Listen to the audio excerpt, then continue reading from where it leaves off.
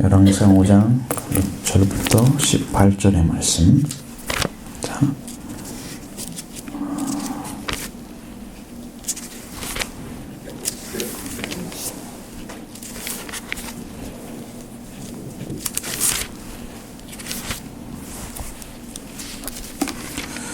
아, 6절부터 11절의 말씀을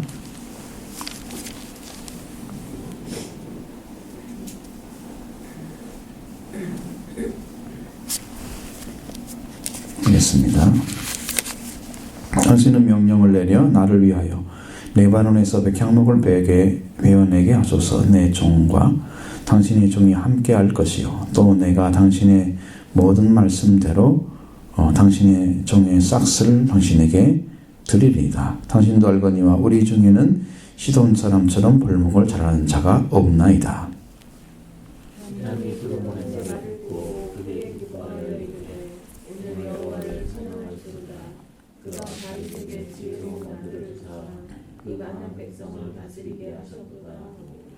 예, 솔로몬에게 사람을 보내어 이르되 당신이 사람을 보내어 하신 말씀을 내가 들었거니와 내 백향목 제목과 잣나무 제목에 대하여는 당신이 바라시는 대로 할지라.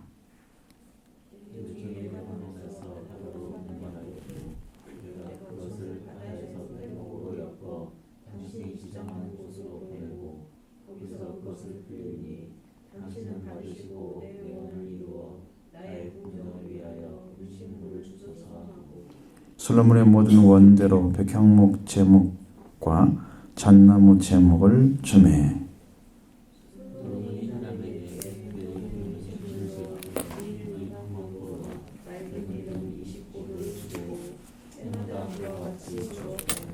아멘. 솔로몬 때 있었던 일들 가운데 성전을 짓고 그 다음에 자기 궁전을 짓고 이제 이런 것이거든요. 그걸 위해서 국력이 세워졌다, 그런 얘기를 해요.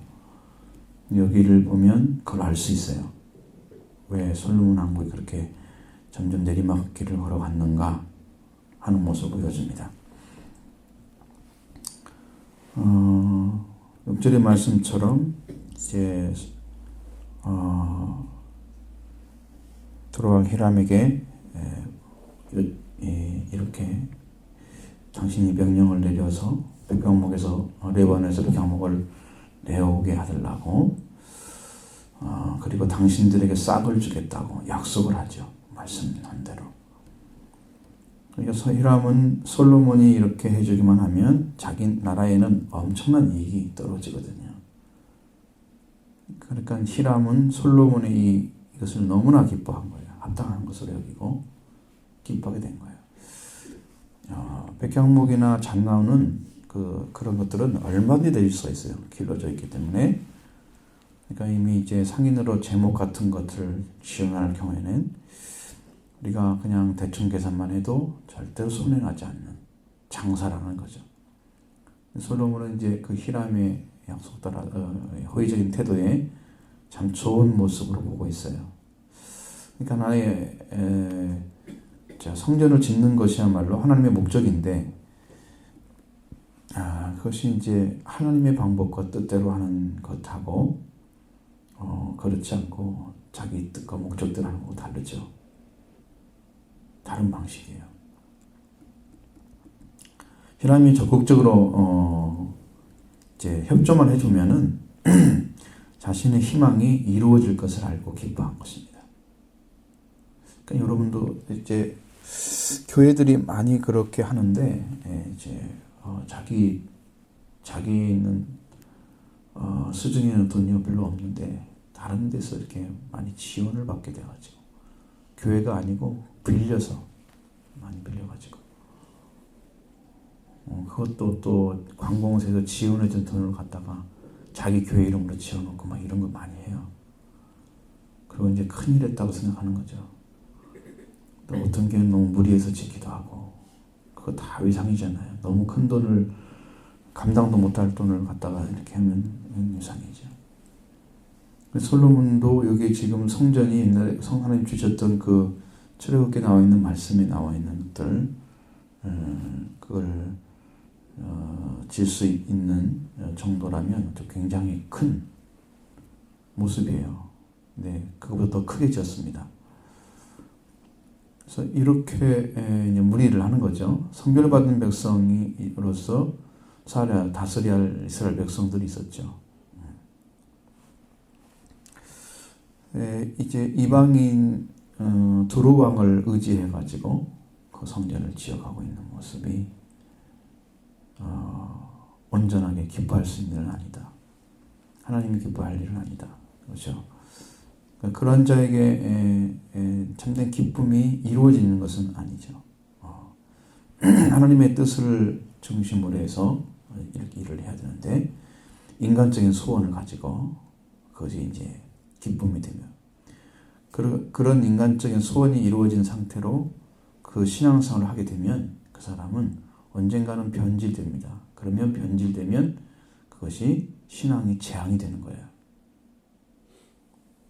그러니까 교회가 계속해서 성장하고 번성하려면 성도들의 피땀이나 완전히 이렇게 그 같은 그 동기를 가진 분들이 하나가 돼서 작은 성전을 지어야 그게 온전한 것이지. 그렇지 않고는 그래요. 거기에 많은 비용을 지출했어도 결국은 그 끝은 재앙이 된다는 거예요. 이러면 솔로몬의 요청을 다 받아들이죠. 왜냐하면 지정된 장소에서 제목을 다 보낼 수 있는 준비가 되어 있기 때문에 약속을 해주는 것입니다. 그리고 대가를 요구하는 거예요. 레바논 산림에 있는 백향목이나 잣나무를 무상으로 손에 넣을 수 있고 그 비용은 벌채와 운반일 뿐이죠. 그러나 히람은 그 임금을 요구하지 않고 매년 자신과 자신의 가족을 위해서 막대한 식량을 요구를 하는 거예요. 그러니까 뭐 자기들이 벌목해주고 이런 돈을 받고 이런 것이 아니고 식량을 달라는 거예요. 매년 히람에게 신랑을 주기로 한 그 밀 2만석 이것은요. 하루 30석을 필요로 하는 솔로몬의 가족이 1년분의 식량의 2배가 되는 거예요. 그러면 이 식량을 다 갖다 주려면 어마어마한 식량이 들어가요. 그 다음 여기 4,600리터 정도 되는 값비싼 기름을 또 요구를 합니다. 이것을 다 백성들에게 거둬가지고 그 히람한테 보내야 됩니다. 제목 얻기 위해서 히람의 요구를 받아들일 수밖에 없는 거예요. 그러면 그것은 다 어디서 나오냐? 백성들이 흘리는 고통 속에서 백성들이 못 먹고 굶주리면서 내어줘 가지고 그걸 가져오는 거예요. 이것이 성전의 올바른 방식인가? 라는 것을 생각하게 됩니다.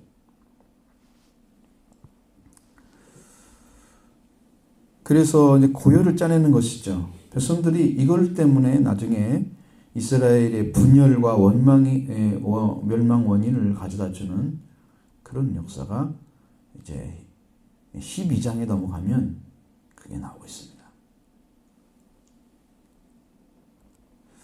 그 진짜 재앙이 되는 것이 아니고 영광이 되는 지혜가 필요한데 솔로몬은요 재앙이 되는 지혜를 가지고 있는 거예요. 지난번에 말씀드린 것처럼 하나님께 주신 것은 하나님과 함께 쓰면 이게 복이 된다고 그랬죠? 그러나 자기 지혜로 쓰면 재앙이 되는 거예요. 여러분 잘 아셔야 돼요. 거룩한 것을 땅에 쏟으면 그 땅이 저주를 받습니다. 아벨의 피가 땅에 쏟아지니까 저주가 왔어요. 거룩한 것은 거룩한 곳에 있어야만 그 대가가 가치가 인정되는 거예요. 사람의 생명의 피를 쏟아가지고 땅에 부으면 그 땅이 저주를 받는 거예요. 물론 그렇게 피를 쏟은 사람이 또 저주를 받죠. 땅만 저주받는 게 아니고. 그러니까 하나님의 말씀은 우리가 하나님의 말씀의 위치에서 사용해야 되지. 인간적으로 사용하면 참 재앙된다는 거예요. 제가 출애굽기를 쭉 읽는데 아주 기가 막힌 진리가 뭐냐면 하나님께서 이 성전에 있는 기구들을 다 설명해 주십니다. 그리고 그것을 만들 수 있는 사람에게 지혜를 주시고 성령을 주셔요. 그런데 그렇게 해서 나중에 하나님께서 구별하시는데 거기다 뭘 하느냐면 첫 번째는 속죄를 시키는 거예요. 그럼 피가 필요해요. 두 번째는 기름을 발라요. 근데 이제 그 전에 만들 때는 거의 대부분이 금으로 다 싸거든요. 이 금으로 싸면 안 보이잖아. 안에 들어있는 것들이. 다 금으로만 보이잖아요. 씌우는 거죠. 씌우는 거. 그 자체가 금은 아니에요. 그래서 그렇게 구별해 하셔가지고 제단을 만들어 놓죠. 그리고 성전을 만들어 놓잖아요. 근데 그것을 닿는 자마다, 닿는 것마다 거룩해지는 거예요. 하나님이 그렇게 구별해요. 자, 거룩한 곳에 들어와서 거룩한 것을 만지는 사람도 거룩해야 돼요. 근데 번제단만은 예외예요. 거기는 피를 뿌리라 자꾸 그러시는데 왜 그런가 그랬더니 속죄를 하고 피를 뿌리는 이유가 거기는 죄인들이 와가지고 내가 억울해요 그래가지고 거기를 붙잡으면 못 죽이잖아요. 함부로. 죄가 있는 사람은 죽일 수 있지만 죄가 없는데 죄인으로 몰렸을 때는 그걸 죽이면 억울한 사람은 못 죽이게 돼 있어요. 그러니까 이게 부정한 사람이 더럽히는 곳이잖아요. 그러니까 거기는 속죄 피가 필요한 거예요. 하나님이 그 역사가 참 기가 막힌 거예요. 성전 안에 들어가 있는 성령 기구 하나하나가 얼마나 아름답게 표현되어 있는지 그 말 한마디 한마디가 참 꿈과 같은 느낌이었어요. 전 성경을 읽으면서 이렇게 정말 거룩한 그 기구들, 성전의 기구들을 만드는데 하나님의 지혜, 사랑, 이 능력 이것이 다 필요하구나. 오늘 우리도 하나님의 이제 성전이 되려고 하면 우리 안에도 피가 있어야 되고 기름이 있어야 된다. 성전이니까 예수 그리스도의 피와 그 다음에 성령의 기름 이것이 있었을 때 여러분이 거룩해지잖아요. 거룩하고 구별되면 우리와 함께 있는 자도 거룩하게 만드는 거예요. 내가 이 속죄가 안 돼 있고 성령이 없으면 이걸 만져봐도 소용없는 거예요. 그러니까 우리가 그게 중요한 존재죠. 그게 다 달라요.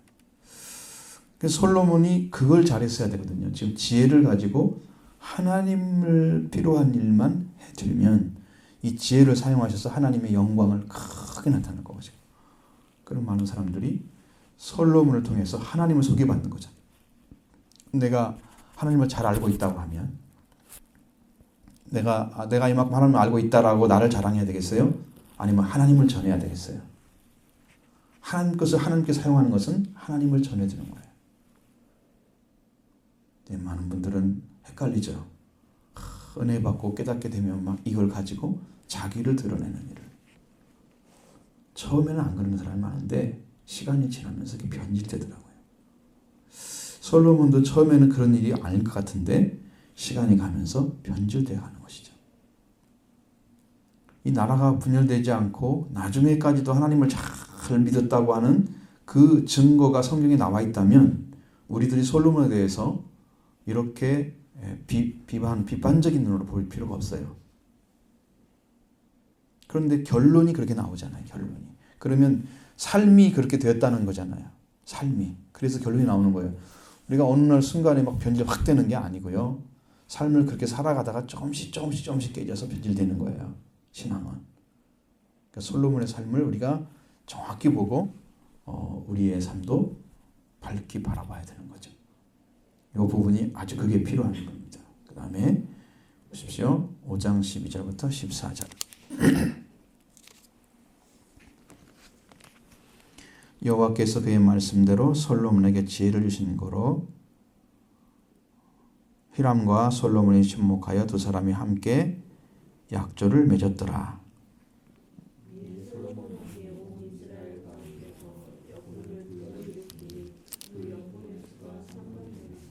솔로몬이 그들을 한 달에 10,000명씩 번갈아 레바논으로 보내매 그들이 한 달은 레바논에 있고 두 달은 집에 있으며 아도니람은 감독이 되었고.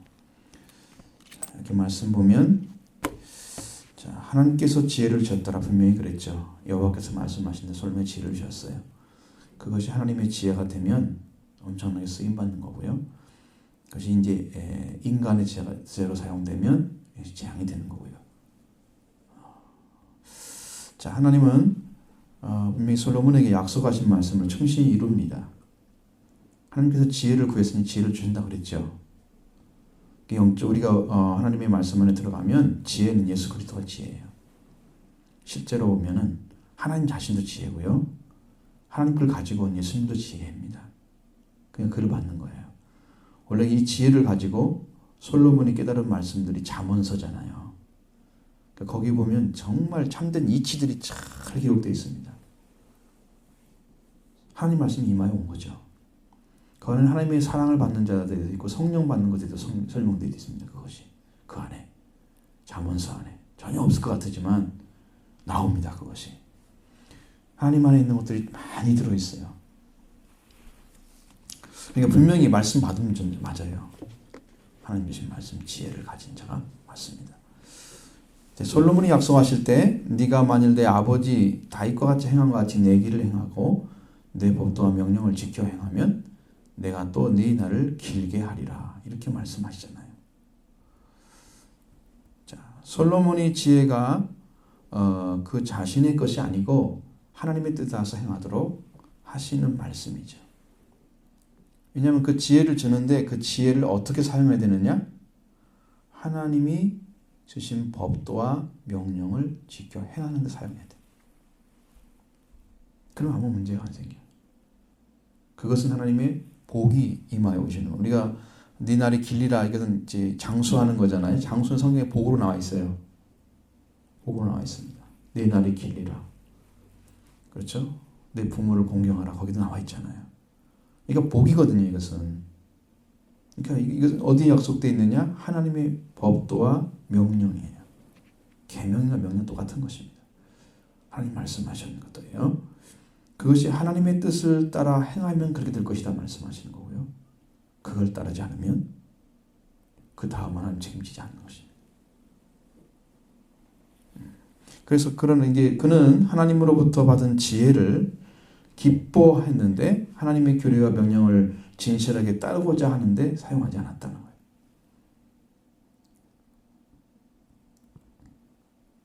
그래서 거룩한 것이 인간에 의해서 쓰임받게 되는 이런 부분이 이걸로 인해서 그것이 부정하게 돼서 재앙을 일으킵니다. 하나님이 지혜인데 하나님이 그걸 받았으면서 하나님의 지혜의 근원이시잖아요. 원래 지혜 자신이잖아요. 그러니까 하나님의 지혜이기 때문에 하나님이 주신 하나님과 하나님의 말씀에 충실하면 솔로몬은 절대로 지혜 없는 자보다 더 많은 죄를 지을 리가 없어요. 하나님이 다 분간시켜 주시고 또 알게 하시고 또 핸들을 트시잖아요. 인도하심을 통해서. 그러니까 그렇게 할 리가 없어요. 그러니까 이렇게 보면은 솔로몬 왕국이 굉장히 올바른 시작부터 시작해서 잘 성장해 가고 있는 것처럼 번영으로 보이지만 이제 재앙의 씨가 자꾸 뿌려지고 있다는 것이죠. 그러면 솔로몬이 지혜를 자기 것 생각하고 신앙과 약조를 맺고 그렇게 해서 말씀을 무시하는데 통해서 씨가 뿌려지는 거예요. 어떤 씨가? 재앙의 씨가. 이렇게 가는 건데 그래서 솔로몬은 신앙과의 평화의 약속을 평화를 지켜서 안 되는 거죠. 하나님과 관계 안에 평화를 지키고 하나님의 방식으로 어떻게 해야 할 것을 찾아야 되는데 아버지의 관계를 이어가지고 이때서 아버지와 관계 맺은 그 왕을 이용해서 자기가 이걸 지으려고 성전을 지으려고 이것을 또 이제 궁궐도 짓잖아요. 이거 가지고 와서 자 이것은 하나님과 관계 안에 있는 게 아니에요. 이방원과 관계를 끊어야 되는 거죠. 하나님과 관계 안에 들어가 있어야 되는 거죠. 그런데 이제 이방의 관계를 중요하게 여기고 하나님 말씀을 무시하는 그러면 나중에 이제 이렇게 되니까 이스라엘이 이제 나중에 멸망의 길을 걸어가는데 아합과 같은 왕이 나오잖아요. 후대에 이제 이스라엘 왕 아합이 왕비 시돈 사람 왕의 딸 이세벨을 취해가지고 이스라엘의 죄를 범하는 결과가 가져오게 되고 씨앗이 됩니다. 그래서 솔로몬 자신이 만족해하는 궁을 세우기 위해서 이스라엘에서 아주 역군을 징용을 해가지고 아주 중노동을 시킵니다. 그 수가 이제 여바논에 보내는 사람들인데 수가 역군만 3만 명, 일꾼들이죠. 다 힘쓰는 사람들 3만 명입니다. 이는 왕궁뿐만 아니라 솔로몬의 그 호화스러운 궁궐, 그리고 밀로, 그리고 예루살렘 성전까지, 그리고 하솔과 무기또의 게빌 성읍까지 다 건축하기 위해서 아주 가혹한 노동을 시키는 거예요. 이렇게 돼서 솔로몬이 백성들이 솔로몬을 향했던 그 다윗이 세웠던 왕에 대한 그 충성심, 그런 것들이 마음이 자꾸 멀어져 가는 거예요. 여러분, 고통을 주는 왕을 따를 백성들이 없잖아요. 갈수록 이제 그런 것들이 사라지죠. 이스라엘은 이렇게 해서 분열의 씨가 뿌려지고 있는 거예요. 마음이 점점 멀어져. 백성들을 데려다가 막 이렇게 크게 일을 시켜버리니 거기에 지금 농사 짓고 일을 하면서 자기 삶을 살아야 할 사람들이 그 징용되고 있으니 얼마나 힘이 들겠어요. 이런 것을 잘 볼 수가 없다는 거죠. 그 다음에 15절부터 18절의 말씀을 보겠습니다. 솔로몬에게 또 짐꾼이 7만 명이요 산에서 돌을 뜨는 자가 8만 명이며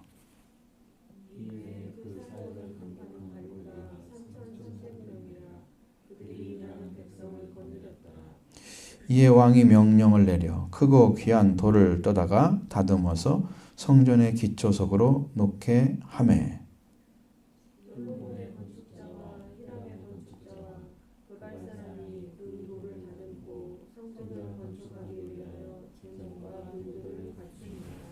아멘.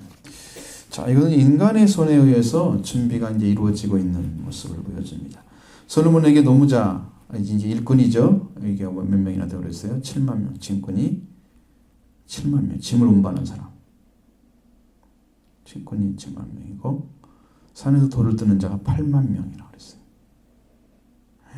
얼마나 많은 사람인지 알겠죠. 나무만 캐는 사람이 벌써 3만 명 모여져 있고, 물론 교대로 가지만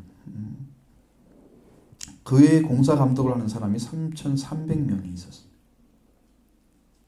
그 가서 공사를 지휘하고 있는 거예요. 어마어마한 사람들이 그 노동력을 착취당하고 있는 거죠. 그리고 솔로몬의 건축사, 히람의 건축사, 그런 사람들, 그발 사람들을 돌을 뜨고 궁을 세울 준비를 합니다.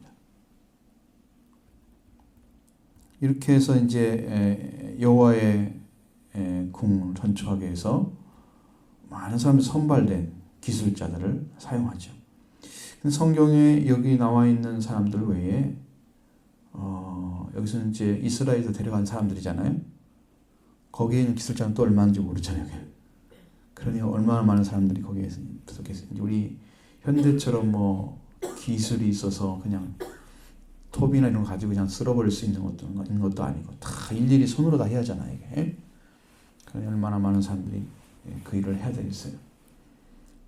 우리가 뭐 위대한 그런 유역지 같은 데 보면은 참 크게 보여서 많은 분들이 감탄을 하지만 거기에 갔다가 어마어마한 사람들이 죽고 그걸 만들어 놓은 거거든요. 사실 고대 시대에 무슨 기술이 있었겠어요. 그러니 사람들이 하다가 막 깔려 죽기도 하고 여러 일도 많이 있을 텐데 병도 많이 걸리고 힘들어서 수없는 사람들이 희생하면서 그냥 만들어 놓거든요. 왕들이. 그렇게 우리는 건 그걸 보면서 그냥 위대하다고 대단한 일적이다고 이렇게 하고 그걸 감탄하고 있는데 사실은 그런 게 중요한 건 아니에요. 뭐 하나님께서 이 땅에 뭐 필요하면 그건 다 불태워버릴 그런 것에 불과한 것들인데 뭐 사람들에게 뭐가 중요한 그만큼이 생명이 더 중요하죠.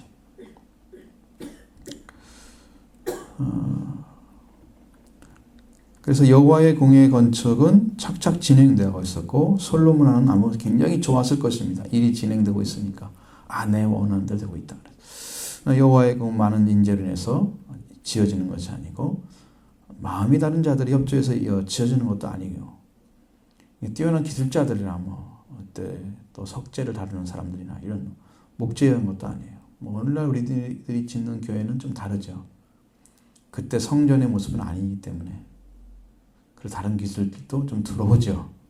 지금 가보면 알지만 여러분 큰 교회들은 다 여기다 시설 다 하잖아요. 조명 시설이 어마어마하잖아요. 여기는 뭐 연극 무대처럼 만들어 놓잖아요. 크게 싹 치우면 연극할 정도로. 뭐 큰 무대는 아니지만. 그리고 뭐 조명뿐만 아니라 음향까지도 거의 뭐 완벽하게 하잖아요. 옛날에 그런 게 있었겠어요. 이렇게 바뀌었어요. 자, 그래서 하나님의 궁을 하나님만이 감독자가 돼서 그 하나님께 주신 지혜를 가진 자가 그 백성에 의해서 지혜를 가진 백성에 의해서 지어지는 거예요. 왜? 그것이 그렇게 되어져야 돼. 그게 하나님의 성전이에요. 그렇게 세워져야 영원히 이어지는 궁이 되는 거예요. 하나님이 세우신 것이 참 의미가 있고 참 그것이 참 거룩한 것이 되고 이렇게 되는 거죠. 근데 여기에 나와 있는 내용과 완전히 다른 회막에 들어가는 출애굽기에 나와 있는 내용은 회막에 들어가는 내용들이에요. 회막 안에. 그것은 좀 다르죠. 성전이 지어지기 전에 성막 형태로 만들어진 천으로 이렇게 만들어가지고 그 안에 들어있어서 성전 기구들 다 있잖아요. 그걸 좀 얘기하고 있는 거니까 여기 성전을 짓는 거는 전혀 다른 차원이에요. 거기 만들어진 것은. 그래서 솔로몬이 지혜나 이런 걸로 인해서 주변에 있는 사람들은 어떻게 됐어요? 솔로몬을 굉장히 부러워하고 또 존경하고 이랬잖아요. 그래서 솔로몬 왕국은 다윗 왕국에 이어서 가장 번성하는 황금 시대를 지금 지나고 있는 것처럼 보입니다. 여러분 뭐가 건축이 되고 일이 잘 되고 막 이러면은 태평 시대를 열었다 그러잖아요. 네, 군사력, 경제력은 주변 국가를 압도를 합니다. 솔로몬이 지휘를 해서 세운 왕궁 건설 중인 여호와의 궁의 규모는 웅장합니다. 솔로몬의 세력을 압도당한 이웃나라 왕들은 솔로몬의 요구에 응하여서 협력하지 않을 수가 없게 참 그런 것들이 아주 좀 묘하게 저하가 이루어져 있어요. 그래서 이제 이스라엘은 다윗부터 이어져서 아주 굉장히 좋은 태평 시대를 열어온 것처럼 이렇게 겉모습은 보입니다. 그것이 솔로몬 이후로도 쭉 갔으면 솔로몬이 세운 토대 위에 왕국이 영견 쭉 이어졌을 텐데 바로 솔로몬 때에 그지 나라가 분열돼 버리잖아요. 그러니까 이것은 번영이 아니라는 거죠. 왜? 이렇게 일을 잘하고 그 다음에 지혜가 있고 하나님이 주신 지혜가 있고 그러니까 그걸 자기가 활용해서 일하려고 그래요. 그걸 가지고 하는 거죠. 하나님의 큰 간섭 없어도 자기가 가진 거 가지고 충분히 할 수가 있어요. 이렇게. 예? 그래서 하나님부터 점점점 멀어지면서 이방 백성과 타협하는 그런 이제 방식으로 일을 다 추진해 갑니다. 여러분들이 지금 세상이 왜 이렇게 교회가 어지럽고 사람들이 이렇게 욕하느냐? 그건 기독교 역할을 못하기 때문이에요. 자기 역할을 제대로 하고 예수님이 말씀하신 것처럼 너희는 서로 사랑하라. 내가 너를 사랑하라. 내 제자인 것을 사람들이 알 것이다. 제자를 키워내는 교회로 교회가 자리를 잡았으면 우리나라도 그게 잘 안 돼 있고 세계 어느 나라도 그렇게 된 교회가 거의 없어요. 그 예수님이 세우고자 하는 제자된 교회, 그 교회를 만들어내는 그런 복음 전거가 됐으면 참 좋았을 텐데 그것이 안 되니까 사람들의 삶은 성경과 다른 삶을 살아주고 꼭 성경이 잘못 가르친 것처럼 그래서 교회를 욕하는 거죠. 그럴지라도 성전 안에 하나님 말씀을 듣는 자 안에서만 구원이 있는 거지 그 밖에 사람들이 하나님의 어떤 섭리에서 받는 사람이 얼마나 되겠어요? 교회 사람보다 많겠어요? 교회에 다니면서 말씀 듣고 배우는 사람 훨씬 더 많이 들어갈 수 있겠지. 밖에 뭐 양심적으로 살다가 하나님 앞에서 교회 한 번도 안 온 분들도 하나님께 들어가는 사람들도 아주 간혹 있는 사람은 많지가 않아요. 그건 이제 하나님의 특별한 요소 가운데 보면 그건 양심적인 방법으로 구원을 이루었다 이렇게 말씀하는 부분도 있거든요. 근데 그게 구원의 방식이 아니에요. 하나님께 주시는 구원의 방식이 아니에요. 그러니까 교회가 아무리 썩어서도 교회 안에 들어오지 않고는 구원은 결단코 있는 게 아니에요. 그런데 교회가 사람들에게 선한 영향력이 끼쳐져 가지고 자 교회를 봐라 그래도 세상은 이렇게 변해서도 교회는 변하지 않고 이렇게 하고 있다. 이것이 선전돼야 되는데 이것이 이미지해야 되는데 사람들에게 그런 모습이 이제 이루어지고 못하는 이유가 제자화된 교회를 안 시키고 성경이 말씀하신 것처럼 그냥 세상과 타협해서 적당한 방식으로 교회 운영하고 이러다 보니까 이 교회가 이렇게 되는 거예요. 이게 되고 있는 거예요.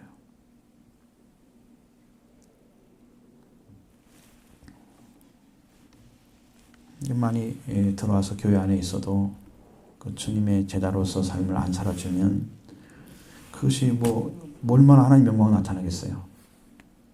별것 아닙니다. 그거 힘 없습니다. 실제로 성도들이 불의와 맞서 싸우고 정의로운 삶을 살기 위해서 정말 목숨 걸고 있는 사람이 있어요? 성경 말씀처럼. 그거 잘 못하거든요. 그래서 이방 백성과 타협을 하죠. 선별받은 백성들이 세속화가 되어 갑니다. 세속적인 안일을 그래서 만족을 취하고 그런 것을 좋아하고 그걸 즐거워하는. 그거 있는 거 잘 모르는 사람도 있어요. 그렇게 이제 건물을 짓는데 왕궁과 성전을 짓는 데 있어서 화려한 건물에서 일반 백성은 아주 무거운 노역이 부과되었습니다. 물론 그런 것이 없이는 일이 이루어질 수가 없겠죠. 이것은 이제 우리가 한 면을 보고 있는 거예요. 한 면을. 문제는 아까 말씀드린 것처럼 나라가 부서지지 않았더라면, 나누지 않았더라면 우리가 그렇게 솔로몬에 대해서 말할 필요는 없을 건데 그 결과가 솔로몬도 하나님 말씀 듣지 않았다는 말씀이 기록되어져 있고 그 다음에 나라는 분열되고 이게 어디서 왔느냐는 거죠. 네? 어디서 왔느냐는 거죠. 하나님이 그 나중에 보면 왜 나눴는지를 설명해 줘요. 왜 나눠진지를 설명해 줍니다. 그래서 이스라엘 10지파가 사마리아로 되어가지고 결국은 버림받잖아요. 버림받잖아요. 혼혈족 돼가지고. 무서운 죄악이 아닙니까 이것이? 분열되는 멸망의 씨앗이잖아요. 하나님이 함께 하셔서 함께한 번영을 누려가면 거의 아름다운 영적인 세계가 이루어지는데 그런 것들이 없이 하나님과 함께하는 번성이 아니면 이것이 성경이 말씀하시는 번성은 아니에요. 이스라엘 백성들이 아무리 늘어난들 하나님과 함께하는 그 가운데 있지 않으면 그게 무슨 의미가 있고 능력이 되겠어요. 우리 교회들이 힘을 못 쓰는 이유가 하나님이 우리 안에 들어와서 일을 하도록 해드려야 되는데 여기 잘 못하는 거예요. 여기를. 이 부분을. 저한테 하나님께 자꾸 이제 이런 생각을 주십니다. 뭐냐면 이미 네 안에는 내가 와 있다는 거예요. 그러면 우리들이 이 사고 속에는 내 안에 오신 하나님의 역사 그리고 그 하나님으로 인해서 내가 그 주시는 지혜 얻는 은혜 이런 것들을 더 기다리는 것보다도 자꾸 밖에서 얻어내려고 하는 것들이 많아요.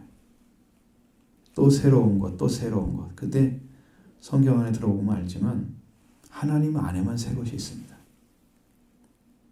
그분은 생명수를 계속 공급할 수 있는 분이기 때문에 하나님 안에 있는 말씀들은 계속 새 것입니다. 우리가 먹고 마셔도 변함이 없이 끊임없이 솟아나는 샘물입니다. 그건 예수님 안에 있고 하나님 안에 있는 거예요. 그게.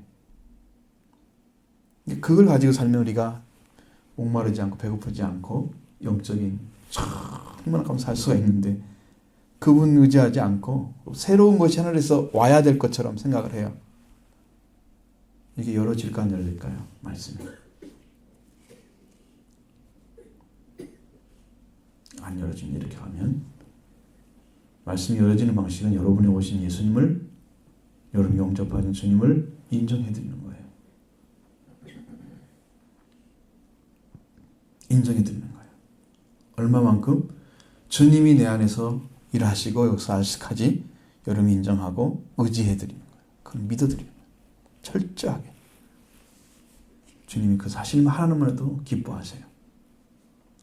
여러분 기도해 보세요. 그러면 바로 알 수 있습니다. 내가 오신 주님을 사랑합니다. 의지합니다. 당신 나의 구주인 걸 믿습니다.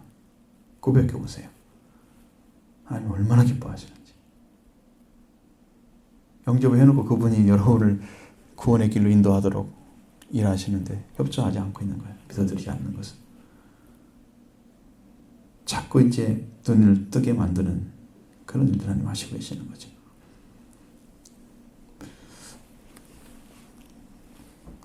그래서 하나님의 방식으로, 하나님이 원하시는 방식으로 말씀을 사용하고 그 다음에 여러분의 신앙생활을 하셔야 돼요. 그걸 갖다가 영적인 하나님의 성전을 지어가는 그러한 재료로 사용하셔야 됩니다. 말씀을 가지고. 영적인 집이 지어지죠. 거룩하게 피가 있고 기름이 있어야 됩니다. 그러니까 예수님이 그걸 가지고 오셨더라고요. 주님이 가지고 오셔서 우리한테 주셨어요. 그래서 성령이 거하는 집이다. 그래서 성전이라고 그러잖아요. 너희 마음이. 우리가 성전입니다. 성령이 거하는 집이고 하나님 우리 안에 계시고 일하십니다. 예수 그리스도가 구주가 되셔서 함께 일하고 계십니다. 그분을 의지하고 또 믿어드리는 거예요. 그 삶을 쭉 해보시면 언제 결론이 나올 것입니다. 분명하게. 그래서 여러분도 참 믿음이 이런 거구나. 이 오신 주님을 영접하고 그분과 함께 사는. 지금 우리가 오실 줄을 자꾸 기다리고 있는 거예요. 이게 지금 뭐냐면 구약으로 가는 거예요. 신앙이. 다시 오실 줄을 의지하려고 자꾸 그러는 거예요. 지금 오셔서 이미 다 가져왔어요. 주님이 이루시고 아들과 왕과 형제, 우리 형제를 오셨어요. 그러니까 예수 그리스도를 여러분의 마음에 영접하셔서 오신 줄을 믿고 의지하면 여러분의 그 말씀대로 여러분들이 그렇게 되는 거죠. 분명히 주님 말씀하셨습니다. 선지자 이름으로 선지자를 대접하면 선지자상을 받는다고 그랬죠. 주의 이름으로 주의 제자를 접하면 주님이 제자의 상을 주신다고 그랬어요. 그러니까 여러분도 지금 여러분을 보신 하나님의 아들을 하나님 아들로 믿어드리면 하나님의 아들이 되는 거예요.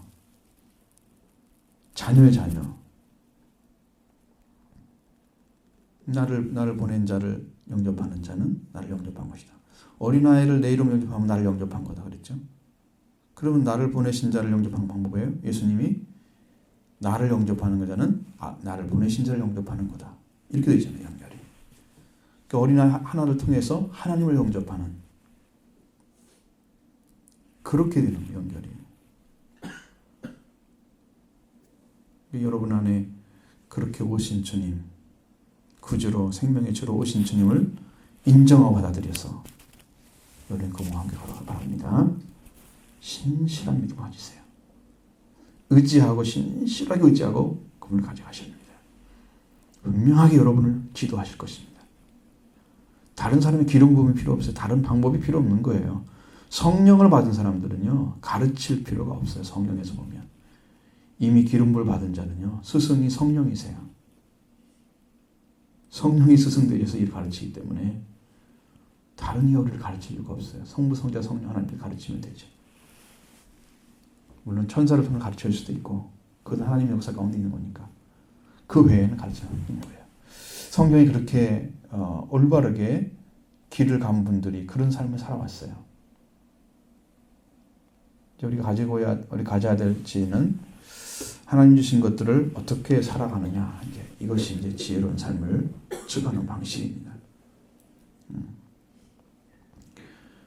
그래서 정말 하나님을 경외하는 자리까지, 하나님의 그 높으심을 알기 때문에 두려워하는, 경외하는 자리까지, 그분 외에 다른 신을 절대로 놓지 않는, 십계명을 지키는 거죠.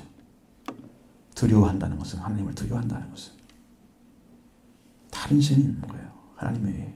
그래서 그분을 가장 고귀한 자리에 세우시고, 여러분 신앙도 그렇게 세워지면 여러분 안에 주님이 자리를 잡으시고 여러분의 구조가 되셔서 여러분의 구원의 길로 인도해 주실 것입니다. 지금도 일하고 계시잖아요. 주님 오셔서.